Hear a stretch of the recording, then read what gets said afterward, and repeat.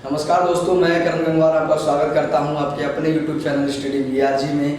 चलिए दोस्तों, हम लोग पढ़ रहे थे वर्णमाला का टॉपिक और वर्णमाला में हमने पार्ट 1 और पार्ट 2 कंप्लीट कर लिया है। पार्ट 1 और पार्ट 2 में हमने स्वरों को कंप्लीट किया है। आज हम पढ़ने जा रहे हैं व्यंजनों के बारे में। अब यहाँ से क्वेश्चन बनता है कि व्यंजन क्या होते हैं। तो वह वर्ण जो स्वरों की सहायता से बोले जाते हैं व्यंजन कहलाते हैं। वह वर्ण जो स्वरों की सहायता से बोले जाते हैं व्यंजन कहलाते हैं। तो परिभाषा लिखी हुई है, वह वर्ण जो स्वरों की सहायता से बोले जाते हैं व्यंजन कहलाते हैं। जैसे हमने व्यंजन लिखा है का, क्या लिखा है का। अब यहाँ पर क्वेश्चन बनता है कि का किन किन स्वरों से या किन व्यंजनों से मिलकर बना है। तो जो का बना है वो बना है का आधा का से, यानी लंगड़ा का भी बोलते हैं। और इसमें क्या जुड़ा हुआ है, स्वर। क्या जुड़ा हुआ है, स्वर। तो इसकी परिभाषा है, वह व्यंजन या वह वर्ण जो स्वरों की सहायता से बोले जाते हैं। वह वर्ण जो स्वरों की सहायता से बोले जाते हैं व्यंजन कहलाते हैं। वह वर्ण जो स्वरों की सहायता से बोले जाते हैं व्यंजन कहलाते हैं। अब क्वेश्चन बनता है कि हिंदी वर्णमाला में व्यंजनों की कुल संख्या कितनी है। हिंदी वर्णमाला में व्यंजनों की कुल संख्या कितनी है। तो हिंदी वर्णमाला व्यंजनों की कुल संख्या 39 है। हिंदी वर्णमाला में व्यंजनों की कुल संख्या 39 है। इसके अलावा भी क्वेश्चन बनता है कि हिंदी वर्णमाला में मूल व्यंजनों की संख्या कितनी है। दो क्वेश्चन बनते हैं व्यंजनों से कि हिंदी वर्णमाला में व्यंजनों की कुल संख्या कितनी है या व्यंजनों की मूल संख्या कितनी है। तो यहाँ पर हम समझते हैं हमारे जो व्यंजन है वो कुल व्यंजन कितने हैं, 39 है। हिंदी वर्णमाला में जो कुल व्यंजन है वो कितने हैं, 39 है। तो यहाँ पर लिख रहे हैं हम लोग कुल व्यंजन 39। कुल व्यंजन कितने हैं, 39 है। इसके अलावा यहाँ से दूसरा क्वेश्चन बनता है कि हिंदी वर्णमाला में मूल व्यंजनों की संख्या कितनी है। हिंदी वर्णमाला में मूल व्यंजनों की संख्या कितनी है। तो हिंदी वर्णमाला में मूल व्यंजनों की संख्या 33 है। कितनी है, 33 है। कुल व्यंजनों से अगर क्वेश्चन आए तो आपको 39 टिक करना है और मूल संख्या पूछे तो 33 लगानी है। अब इन कुल व्यंजनों को यानी कुल व्यंजन अर्थात 39 को 3 भागों में विभाजित किया गया है। जो व्यंजन 39 है, इन 39 व्यंजनों को 3 भागों में विभाजित किया गया है। ये 3 भाग कौन कौन से हैं। तो पहला भाग है इसमें द्विगुणी व्यंजन। द्विगुणी व्यंजन द्विगुणी व्यंजन को हम लोग उत्क्षिप्त व्यंजन भी कहते हैं। उत्क्षिप्त का मतलब होता है फेंका हुआ व्यंजन। इन्हीं द्विगुणी या उत्क्षिप्त व्यंजन को हम लोग ताड़नजात व्यंजन कहते हैं। ताड़नजात व्यंजन भी कहते हैं। इसके अलावा इन्हें हम गौड़ व्यंजन भी कहते हैं, गौड़ व्यंजन। इसके अलावा इन्हें हम आगत व्यंजन भी कहते हैं। क्या कहते हैं, आगत व्यंजन। कुल संख्या 39 है। 39 में द्विगुणी, उत्क्षिप्त, ताड़नजात, गौड़ या आगत व्यंजन होते हैं। इनकी संख्या 2 है। इनकी कुल संख्या कितनी है, 2 है। यहाँ से भी क्वेश्चन आता है कि द्विगुणी व्यंजनों की कुल संख्या कितनी है, 2 है। अब ये 2 कौन कौन से होते हैं, ये होते हैं अड़ा और अड़ा। अड़ा और अड़ा। इसके नीचे ये ताड़नजात चिन्ह होता है, जिसे हम बिंदी बोलते हैं, अड़ा और अड़ा। अब कुल व्यंजनों में दूसरा पार्ट जो हमारा है वो है परंपरागत व्यंजन। परंपरागत व्यंजन। अब क्वेश्चन आता है कि परंपरागत व्यंजनों की कुल संख्या कितनी है। तो परंपरागत व्यंजनों की कुल संख्या 33 है। कितनी है, 33। इन परंपरागत व्यंजनों को 3 भागों में विभाजित किया गया है। इन परंपरागत व्यंजनों को 3 भागों में विभाजित किया गया है। नंबर 1 स्पर्श व्यंजन। नंबर 1 स्पर्श व्यंजन। नंबर 2 अंतस्थ व्यंजन। नंबर 1 स्पर्श व्यंजन, नंबर 2 अंतस्थ व्यंजन और नंबर 3 ऊष्म या संघर्षी व्यंजन। ऊष्म या संघर्षी व्यंजन। परंपरागत व्यंजनों की संख्या 33 है। इन 33 व्यंजनों को 3 भागों में विभाजित किया गया है। नंबर 1 स्पर्श व्यंजन, नंबर 2 अंतस्थ व्यंजन और नंबर 3 ऊष्म संघर्षी व्यंजन। अब यहीं से क्वेश्चन बनता है कि स्पर्श व्यंजनों की कुल संख्या कितनी है या अंतस्थ व्यंजनों की कुल संख्या कितनी है या ऊष्म संघर्षी व्यंजनों की कुल संख्या कितनी है। तो स्पर्श व्यंजनों की अगर बात की जाए तो इनकी कुल संख्या 25 है। कितनी है, 25 है।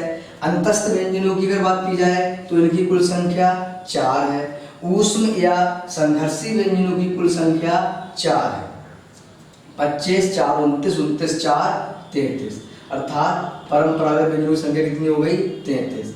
अब क्वेश्चन आता है ये स्पर्श व्यंजन है, ये कहाँ से लेकर कहाँ तक है?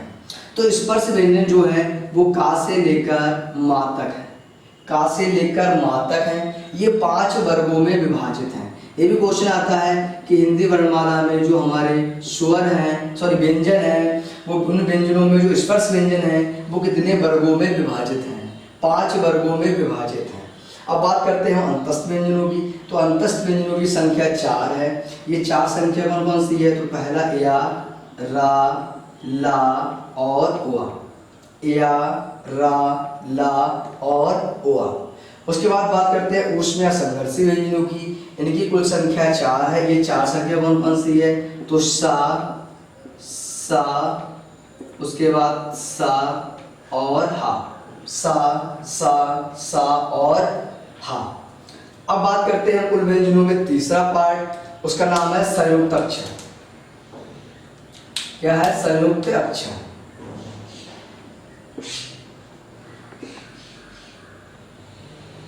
संयुक्त व्यंजन भी से हम बोलते हैं संयुक्त व्यंजन। अब क्वेश्चन बनता है कि संयुक्त व्यंजनों की कुल संख्या कितनी है? तो संयुक्त व्यंजनों की कुल संख्या 4 है। ये 4 कौन कौन से हैं? तो पहला है छा, दूसरा है तिरा, तीसरा है गया और चौथा कौन सा है? सिरा। छा, तिरा, गया और सिरा। छा, तिरा, गया और सिरा। ये 4 संयुक्त व्यंजन हैं। ये 4 संयुक्त व्यंजन हैं। ये 2 व्यंजन और एक स्वर से मिलकर बने हुए हैं, लेकिन इसके बारे में पढ़ेंगे थोड़े से आगे। हमने समझा है कि हमारे व्यंजन क्या होते हैं, उन व्यंजनों का विभाजन किस प्रकार से किया गया है। अब हम समझते हैं कि 39 व्यंजन ये हमारे कौन कौन से हैं। ये 39 व्यंजन हमारे हैं का से लेकर छा, तिरा, गया, सिरा तक। का से लेकर छा, तिरा, गया और सिरा तक। तो अब समझते हैं 39 व्यंजनों को। तो पहला व्यंजन है हमारे इसमें का, दूसरा व्यंजन है खा, तीसरा व्यंजन है गा, चौथा व्यंजन है घा, उसके बाद 5वां व्यंजन है अड़ा। ऐसे अंगा भी बोलते हैं। उसके बाद चा, छा, जा, झा और या। टा, ठा, डा, ढा और अड़ा। उसके बाद ता, था, दा, धा और ना। पा, फा, बा, भा और मा। ये हमारे 25 ये स्पर्श व्यंजन है। आगे कुछ व्यंजन हैं जैसे या, रा, ला और वा। उसके बाद सा, सा, सा और हा। उसके बाद छा, तिरा, गया और सिरा।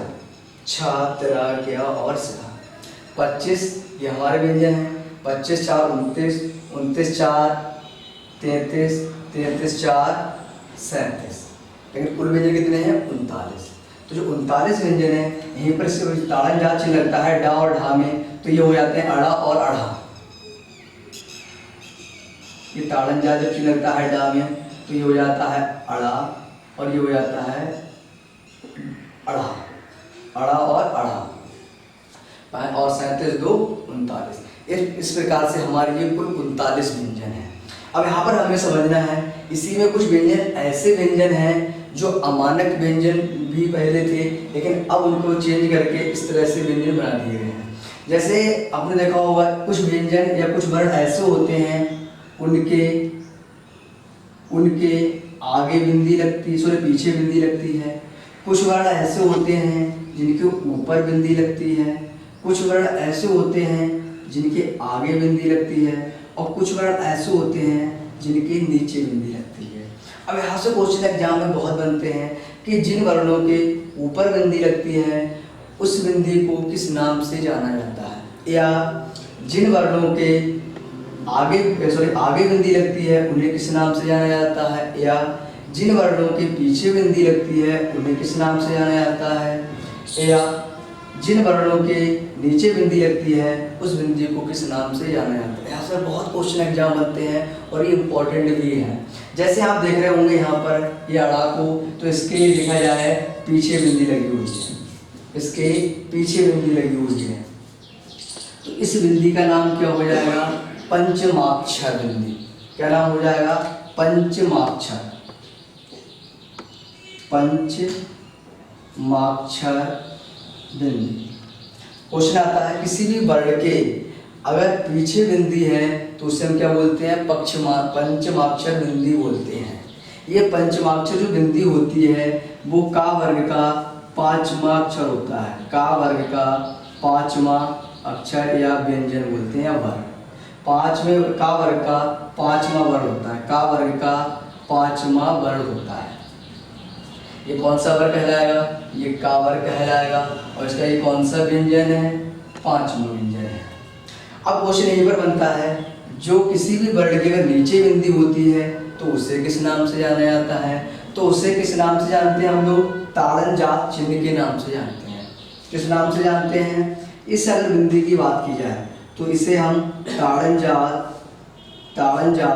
चिन्ह के नाम से जानते हैं, या इसी बिंदी को हम उत्क्षिप्त बिंदी के नाम से जानते हैं, या इसी बिंदी को हम द्विगुणी बिंदी के नाम से जानते हैं। ये जो ताड़न जात चिन्ह, उत्क्षिप्त या द्विगुणी जो बिंदी होती है वो हमेशा वर्ण के नीचे लगती है। आप यहाँ पर देख सकते हैं ये हमेशा वर्ण के नीचे ही लगती है। अब इसकी अगर बात की जाए तो ये टा वर्ग के तीसरे और चौथे व्यंजन होते हैं। जो द्विगुणीय ताड़न जात चिन्ह होते हैं ये तीसरे टा वर्ग के तीसरे व चौथे व्यंजन होते हैं। टा वर्ग के तीसरे व चौथे व्यंजन होते हैं। उत्क्षिप्त का मतलब होता है फेंका हुआ, फेंका हुआ। अब क्वेश्चन बनता है किसी भी वर्ण के अगर आगे जो बिंदी लगती है उसे हम लोग किस नाम से जानते हैं, तो उसे हम जानते हैं नुक्ता के नाम से। किसके नाम से जानते हैं, नुक्ता के नाम से जानते हैं। और नुक्ता का प्रयोग अधिकतर अरबी और फारसी भाषाओं में किया जाता है। नुक्ता का प्रयोग अधिकतर अरबी और फारसी भाषाओं में किया जाता है, लेकिन हिंदी के 5 ऐसे वर्ण हैं जिसमें नुक्ता का प्रयोग किया गया है। वो 5 वर्ण कौन कौन से हैं, तो पहला वर्ण है का, दूसरा वर्ण है खा, तीसरा वर्ण है गा, चौथा वर्ण है जा और पांचवा वर्ण है भा। जैसे ही इन वर्णों पर ये नुक्ता चिन्ह लग जाता है तो ये अगर देखा जाए अरबी और फारसी के वर्ण बन जाते हैं, लेकिन ये किसके हैं, हिंदी वर्णमाला के हैं। नुक्ता का प्रयोग अधिकतर अरबी और फारसी भाषाओं में किया जाता है, अरबी और फारसी भाषाओं में किया जाता है, लेकिन हिंदी के भी 5 वर्णों में नुक्ता चिन्ह का प्रयोग किया जाता है। अब समझते हैं किसी भी वर्ण के ऊपर जो बिंदी होती है उस बिंदी को किस नाम से जाना जाता है। किसी भी वर्ण के ऊपर जो बिंदी होती है उसे किस नाम से जाना जाता है, उसे हम जानते हैं अनुस्वर के नाम से। किसके नाम से जानते हैं, अनुस्वर के नाम से जानते हैं। अनुस्वर कौन सी बिंदी होती है, इस तरह से अंग और आह पे लगी, आह अंग पर लगी होती है, और अंग को हम लोग अयोगवाह कहते हैं। क्या कहते हैं, अयोगवाह। अनुस्वर की बात की जाए, जो अनुस्वर बिंदी होती है ये हमेशा स्वर पर ही लगी होती है। आपको ध्यान देना इस बात पर, जो अनुस्वर बिंदी होती है ये हमेशा स्वर पर ही लगती है, ये व्यंजन पर कभी नहीं लगती है। जैसे आपको मैं एक एग्जाम्पल से बताना चाहता हूँ, जैसे लिखा हुआ है कंठ। क्या लिखा हुआ है, कंठ। अब जैसे हम कंठ को अगर तोड़ेंगे तो ये बनेगा का और ठा, और जब हम इस का को तोड़ेंगे तो ये बनेगा का आधा, उसके बाद ये बन जाएगा अंग, ये आ पे क्या हो जाएगी, बिंदी हो जाएगी, और ये क्या हमारा टा ठा हो जाएगा। तो इसका मतलब क्या हुआ कि जो बिंदी अनुस्वर होता है वो व्यंजनों पर नहीं लगता है बल्कि स्वर पर लगता है। इस बात को आपको ध्यान देना है। चलिए दोस्तों, व्यंजनों में आगे बढ़ते हैं। चा, छा, जा और झा। आपको झा पर ध्यान देना है। झा को पहले अगर देखा जाए किसी और तरह से लिखते थे, वो इस तरह से लिखते थे हम लोग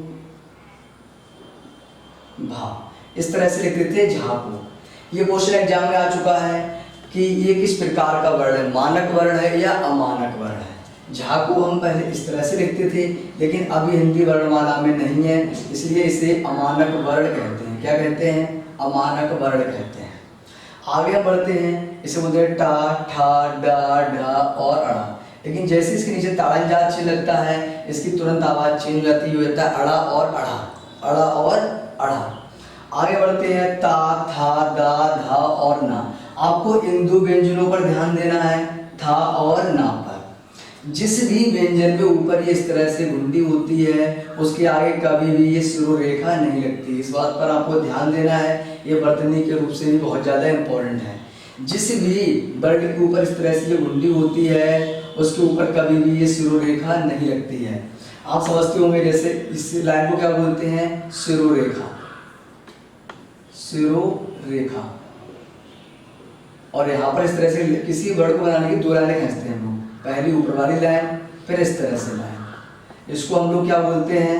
पाई, खड़ी पाई। क्या बोलते हैं? खड़ी पाई।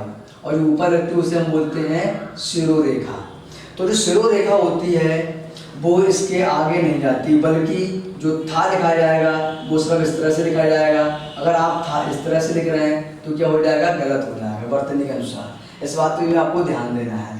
इसी प्रकार से हम आगे बढ़ते हैं। दा और धा।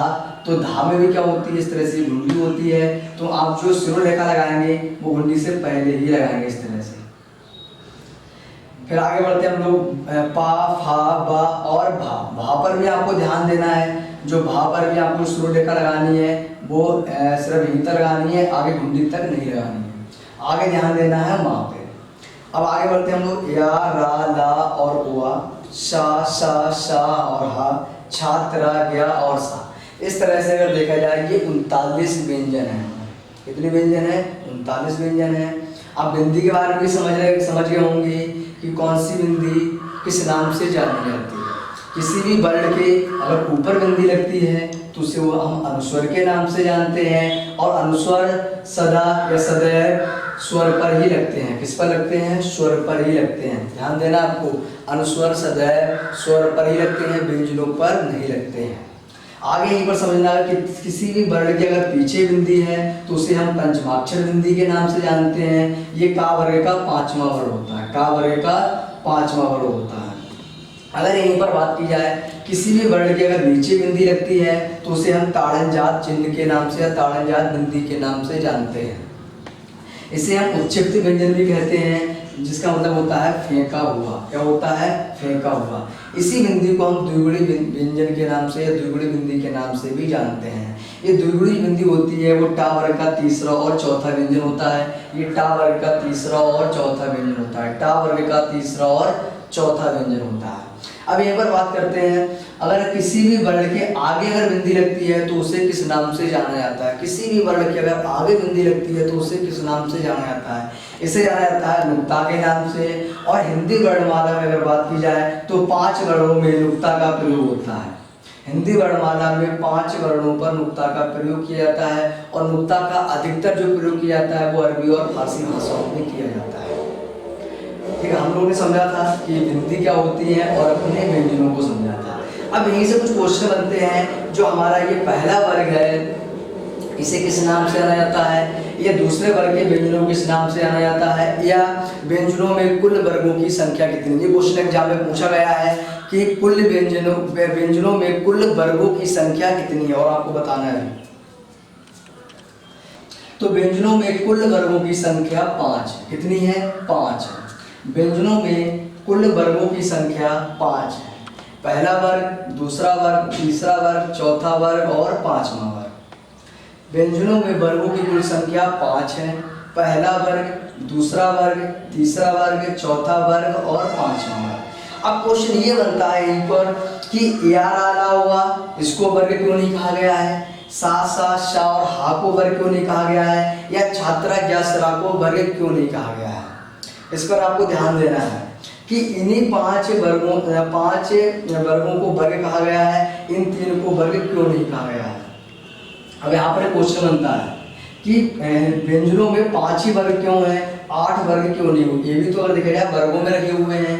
अब यहाँ से ये बनता है क्वेश्चन कि इन्हें वर्गों में क्यों नहीं रखा गया। क्यों, यहाँ पर जो वर्ग है हमारे, उसमें प्रत्येक वर्ग में 5-5 व्यंजन है, वर्गों में 5-5 व्यंजन है, लेकिन यहाँ पर जो वर्ग है हमारे, इसमें 5 व्यंजन नहीं है, इसलिए इसे वर्गों में नहीं रखा गया है। इन व्यंजनों को वर्गों में इसलिए नहीं रखा गया है, क्यों, इसमें 5-5 व्यंजन नहीं है। और इनको वर्गों में इसलिए रखा गया क्योंकि प्रत्येक वर्ग में 5 व्यंजन है। कितने व्यंजन है, 5 व्यंजन है। अब क्वेश्चन आता है, जो हमारा पहला वर्ग है, इसे किस नाम से जानते हैं, या इसका उच्चारण किस वर्ग से होता है। तो इसे हम जानते हैं का वर्ग से। किस नाम से जानते हैं हम लोग, का वर्ग से, के नाम से जानते हैं। ये दूसरा वर्ग है, इसे हम चा वर्ग के नाम से जानते हैं। ये तीसरा वर्ग है, इसे हम टा वर्ग के नाम से जानते हैं। ये चौथा वर्ग है, इसे हम ता वर्ग के नाम से जानते हैं। और ये 5वां वर्ग है, इसे हम पा वर्ग के नाम से जानते हैं। अब यहीं पर क्वेश्चन बनता है, तो इन्हें हम किन किन नामों से जानते हैं। नीचे जो व्यंजन है हमारे ये 3 पंक्तियों में, इन्हें हम किस किन नामों से जानते हैं। तो इनके बारे में पहले बता चुका हूँ। जो हमारा यारा ला हुआ है, इन्हें हम अंतस्थ व्यंजनों के नाम से जानते हैं। जो सा सा सा और हा है, इन्हें हम ऊष्म संघर्षी व्यंजनों के नाम से जानते हैं। और जो हमारे छात्रा ज्ञासरा है, इन्हें हम संयुक्त व्यंजनों के नाम से जानते हैं। अब यहीं पर क्वेश्चन बनता है, जो यारा ला हुआ है, इन्हें हम किस नाम से जानते हैं। तो इन्हें हम जानते हैं अंतस्थ व्यंजनों के नाम से। किस नाम से जानते हैं, अंतस्थ व्यंजनों के नाम से। सा सा सा और हा को हम जानते हैं ऊष्म या संघर्षी व्यंजनों के नाम से जानते हैं। और हमारे जो छात्रा ज्ञा शिरा हैं, हमारे जो छात्रा ज्ञा और शिरा हैं, इन्हें हम संयुक्त व्यंजनों के नाम से जानते हैं। संयुक्त व्यंजनों के नाम से जानते हैं। अब अगर का वर्ग की बात की जाए कि का वर्ग का उच्चारण स्थान कहाँ से होता है, 2 तरह के क्वेश्चन बनते हैं कि का वर्ग का उच्चारण स्थान क्या है और का वर्ग को किस नाम से जाना जाता है। आपको यहाँ पर 2 बातों पर ध्यान देना है। पहले ये हमारा क्या हो गया है, वर्ग हो गया है। दूसरा यहीं पर क्वेश्चन बनता है कि जो का वर्ग है, इसका उच्चारण स्थान कहाँ से है। का वर्ग का उच्चारण स्थान कहाँ से है, तो हम लिखते हैं उच्चारण स्थान। उच्चारण स्थान, और उच्चारण स्थान के नाम से इन्हें किस नाम से जाना जाता है। उच्चारण स्थान करने के कारण इसे किस नाम से जाना जाता है। तो का वर्ग का जो उच्चारण होता है वो कंठ से होता है। किससे होता है, कंठ से होता है। चा वर्ग का जो उच्चारण स्थान है, उसका उच्चारण स्थान तालु से होता है। टा वर्ग का जो उच्चारण स्थान है, इसका उच्चारण मूर्धा से होता है, मसूड़ों से होता है। ता वर्ग का उच्चारण स्थान दांतों से होता है, यानी कि दंत से होता है। पा वर्ग का उच्चारण स्थान ओष्ठ से होता है। किससे होता है, ओष्ठ से होता है।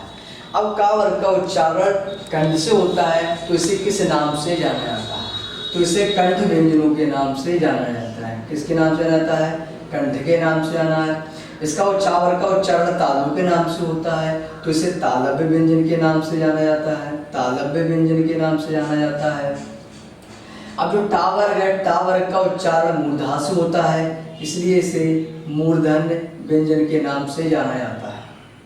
आगे क्वेश्चन बनता है, यहाँ पर तावर का उच्चारण दांतों से होता है, तो इसलिए इसे दंत के नाम से जाना जाता है। पा वर्ग का उच्चारण ओष्ठ से होता है, इसलिए उसे ओष्ठ के नाम से जाना जाता है। यहाँ पर ये भी क्वेश्चन बनते हैं कि पा वर्ग का उच्चारण स्थान क्या है, तो पा वर्ग का उच्चारण स्थान क्या है, ओष्ठ है। ओष्ठ को किस नाम से जानते हैं हम, तो ओष्ठ के नाम से जानते हैं। इसी के साथ साथ अगर देखा जाए तो व्यंजनों से और भी क्वेश्चन बनते हैं। व्यंजनों से और भी क्वेश्चन बनते हैं। यहाँ पर जो हमारे क्वेश्चन बनते हैं वो सघोष और अघोष के आधार पर बनते हैं। उसके बाद अल्प प्राण और महाप्राण के आधार पर बनते हैं कि अल्प प्राण क्या होते हैं और महाप्राण क्या होते हैं। यहाँ पर जो क्वेश्चन बनते हैं वो हमारे प्राणत्व के आधार पर बनते हैं और घोषत्व के आधार पर बनते हैं। इसका वर्गीकरण हम आगे पढ़ेंगे, लेकिन यहाँ पर हम सिर्फ समझ रहे हैं।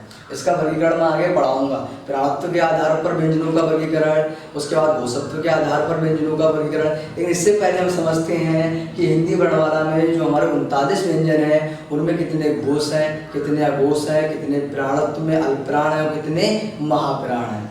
तो यहाँ पर हम समझते हैं जो का वर्ग में अगर देखा जाए, का वर्ग में 5 व्यंजन आते हैं। पहला व्यंजन का, दूसरा आता है खा, तीसरा आता है गा, चौथा आता है घा, पांचवा आता है अणा। इसे अंगा भी बोलते हैं, अंगा। क्या आता है का वर्ग में? पहला का, दूसरा व्यंजन खा, तीसरा गा, चौथा घा, पांचवा अंगा। अब यहाँ पर बात की जाती है प्रत्येक वर्ग का पहला और दूसरा व्यंजन, प्रत्येक वर्ग का पहला और दूसरा व्यंजन, प्रत्येक वर्ग का पहला और दूसरा व्यंजन। ये जो व्यंजन होते हैं वो हमारे कैसे होते हैं? अल्पप्राण अघोष होते हैं। कैसे होते हैं? अघोष होते हैं। कैसे होते हैं? अघोष होते हैं। प्रत्येक वर्ग का पहला और दूसरा व्यंजन कैसे व्यंजन है? अघोष व्यंजन है। प्रत्येक वर्ग के तीसरे, चौथे और पांचवें व्यंजन कैसे हैं? सघोष व्यंजन है। कैसे व्यंजन है? सघोष व्यंजन है। इनका वर्गीकरण हम आगे पढ़ेंगे, लेकिन यहाँ पर समझना जरूरी है कि कौन कौन से सघोष व्यंजन हैं और कौन कौन से अघोष व्यंजन हैं। तो प्रत्येक वर्ग के पहले और दूसरे, पहले दूसरे का मतलब ये हुआ कि ये 10 जो व्यंजन हैं, ये जो 10 व्यंजन हैं वो कैसे व्यंजन है? अघोष व्यंजन है। और लास्ट के ये 15 व्यंजन हैं, ये कैसे व्यंजन है? सघोष व्यंजन है। यहीं पर बात होती है प्राणत्व के आधार पर कि इनमें से कौन से व्यंजन अल्पप्राण है और कौन से व्यंजन महाप्राण है। तो प्रत्येक वर्ग का पहला, तीसरा और पांचवा, यहाँ पर आपको ध्यान देना है। प्रत्येक वर्ग का पहला, तीसरा और पांचवा व्यंजन अल्पप्राण है। प्रत्येक वर्ग का पहला, तीसरा और पांचवा व्यंजन अल्पप्राण है। और दूसरा और चौथा व्यंजन महाप्राण है। तो प्रत्येक वर्ग का पहला अल्पप्राण है, ये भी तीसरा भी अल्पप्राण है और पांचवा भी कैसा है? अल्पप्राण है। तो प्रत्येक वर्ग का पहला, तीसरा और पांचवा व्यंजन कैसा है? अल्पप्राण है। और दूसरा और चौथा कैसा है? महाप्राण है। कैसा है? महाप्राण है। अब यहाँ पर बहुत से क्वेश्चन बनते हैं कि व्यंजनों में अगर देखा जाए अघोष व्यंजन कौन कौन से होते हैं, सघोष कौन से होते हैं, अल्पप्राण कौन से होते हैं और महाप्राण कौन से होते हैं। इनका वर्गीकरण आगे हम पढ़ेंगे, लेकिन यहाँ पर समझना बहुत जरूरी है कि कौन से अघोष होते हैं और कौन से सघोष होते हैं। लेकिन मैं परिभाषा ही बताऊंगा कि अघोष की परिभाषा क्या है, सघोष की परिभाषा क्या है, अल्पप्राण की परिभाषा क्या है या महाप्राण की परिभाषा क्या है, या कंठे के बारे में बताऊंगा, या इन व्यंजनों को 25 व्यंजनों को और किस नाम से जानते हैं। अब इन 5 वर्गों की अगर बात की जाए तो ये 5 वर्ग कहीं ना कहीं वर्गों में विभाजित हैं। इसलिए अगर देखा जाए इन 25 व्यंजनों को वर्गीय व्यंजनों के नाम से जानते हैं। इसके अलावा कहीं ना कहीं जो हमारे ये व्यंजन है 25 के 25, ये हमारे मुंहों में कहीं ना कहीं किसी न किसी चीज़ को, कंठ, तालु या मूर्धा को स्पर्श करते हैं। इसलिए इन्हें वर्गीय व्यंजन के साथ साथ स्पर्श व्यंजन के नाम से भी जाना जाता है। तो इन 25 व्यंजनों को वर्गीय व्यंजन या स्पर्श व्यंजनों के नाम से जानते हैं। अब आगे हम समझते हैं अंतस्थ व्यंजनों की। तो अंतस्थ व्यंजनों में अगर बात की जाए या और उआ की, या और उआ की, तो या और उआ ये हमारे अर्धस्वर व्यंजन कहलाते हैं। ये कैसे व्यंजन कहलाते हैं? अर्धस्वर व्यंजन कहलाते हैं। इनकी ध्वनि कभी स्वर की और कभी व्यंजन की भांति काम करती है। इनकी ध्वनि कभी स्वर और कभी व्यंजन की भांति काम करती है। जैसे बात की जाए, आपने कुछ शब्द लिखा पढ़ाई, क्या लिखा? पढ़ाई। अब क्वेश्चन आता है पढ़ाई हम 2 तरह से लिखते हैं, कभी हम ई लगाते हैं और कभी हम या लगाते हैं। क्या लगाते हैं? या। इसको समझने के लिए मैं आपको एग्जाम्पल दे रहा हूँ। जैसे हमने शब्द लिखा है पढ़ाई, क्या लिखा है? पढ़ाई। इस पढ़ाई को हम ऐसे भी लिखते हैं। तो कहीं ना कहीं जो हमारा या है वो किसकी भांति कार्य करता है? स्वर की भांति कार्य करता है। इसी तरह से अगर हम उआ की बात करें तो उआ में कभी हम लिखते हैं इस तरह से कौवा और कभी लिखते हैं हम कौवा इस तरह से।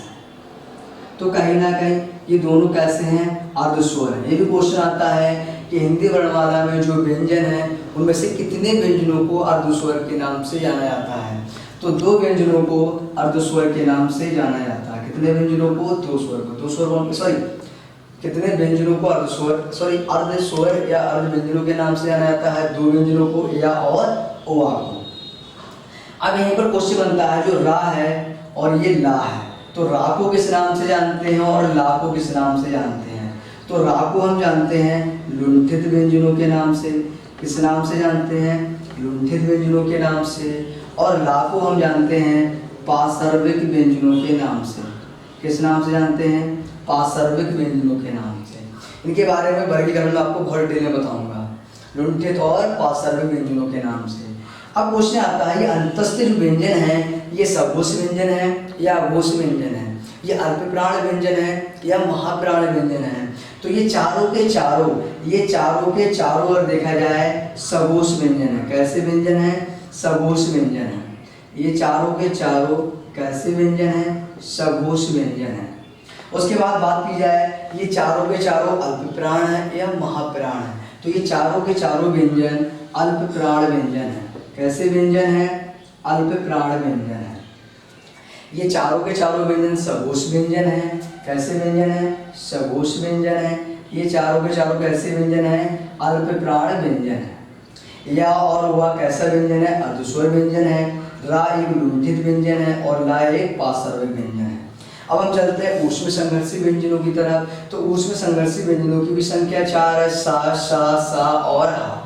अब इसमें अगर बात की जाए तो इसमें सघोष और अघोष के आधार पर बात की जाए तो ये चारों के चारों व्यंजन कैसे हैं? अल्पप्राण है या महाप्राण है? तो ये चारों के चारों व्यंजन कैसे हैं? महाप्राण। कैसे व्यंजन है? महाप्राण।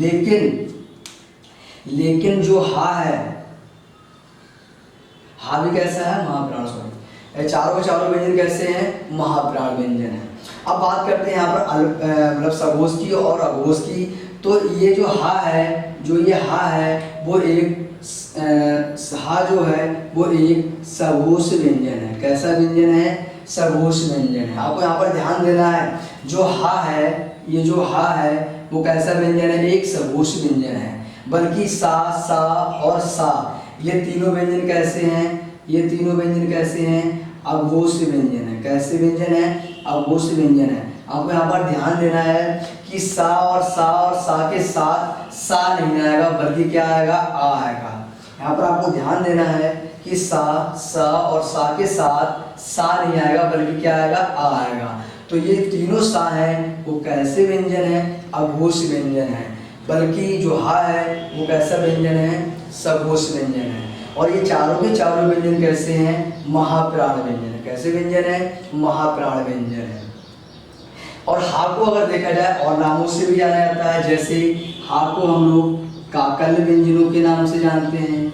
हा को हम स्वर यंत्री व्यंजनों के नाम से भी जानते हैं। ये क्वेश्चन एग्जाम में आ चुका है कि निम्न में से किस व्यंजन को काकल व्यंजन कहा जाता है। आपको ध्यान देना है इस बात पर, निम्न में से किस व्यंजन को काकल व्यंजन कहा जाता है? हा को। और ये भी क्वेश्चन आया था कि निम्न में से किस व्यंजन को सघोष व्यंजन कहा जाता है? हा को। यह बहुत इंपॉर्टेंट है, ऐसे क्वेश्चन बहुत एग्जाम में बनते हैं।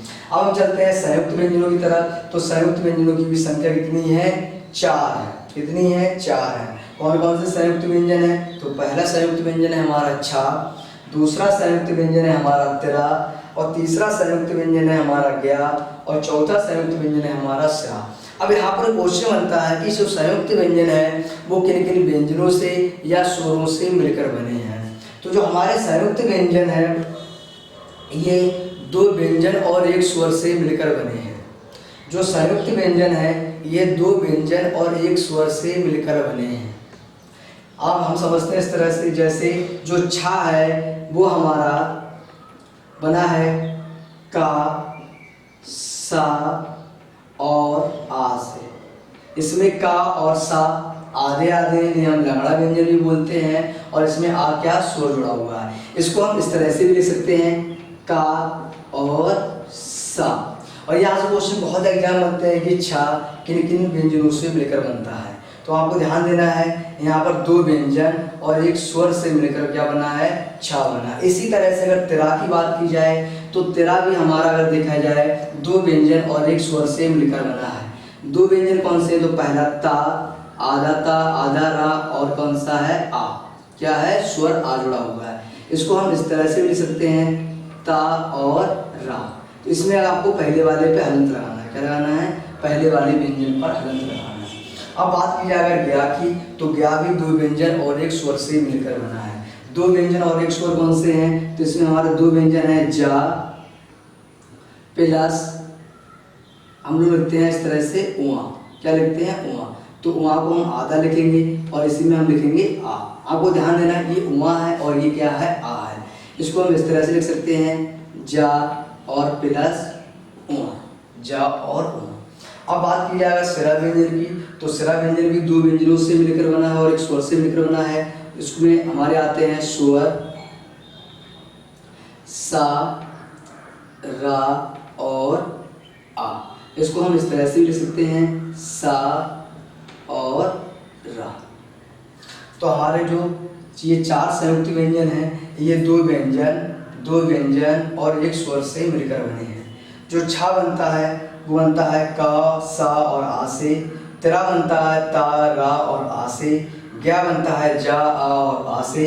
सिरा बनता है सा, रा और आ से। इनको हम इस तरह से लिखते हैं, का और सा, तेरा और रा, जा और उआ, सा और रा। ये हमारा टॉपिक था व्यंजनों से रिलेटेड। अभी हम लोग इसमें व्यंजनों के वर्गीकरण के बारे में समझेंगे। अभी हमने समझा है कि हमारे व्यंजन क्या होते हैं, उन व्यंजनों में सघोष व्यंजन क्या होते हैं, अघोष व्यंजन क्या होते हैं, अल्पप्राण व्यंजन क्या होते हैं, महाप्राण व्यंजन क्या होते हैं, लुंठित व्यंजन क्या होते हैं, या पार्श्व व्यंजन क्या होते हैं, या संयुक्त व्यंजन क्या होते हैं। अगली वीडियो हम लोग पढ़ेंगे व्यंजनों के वर्गीकरण के बारे में, और सबसे ज़्यादा क्वेश्चन व्यंजनों के वर्गीकरण से ही पूछा जाता है। यहाँ से भी क्वेश्चन बनता है और व्यंजनों के वर्गीकरण से सबसे ज़्यादा क्वेश्चन एग्जाम में बनते हैं।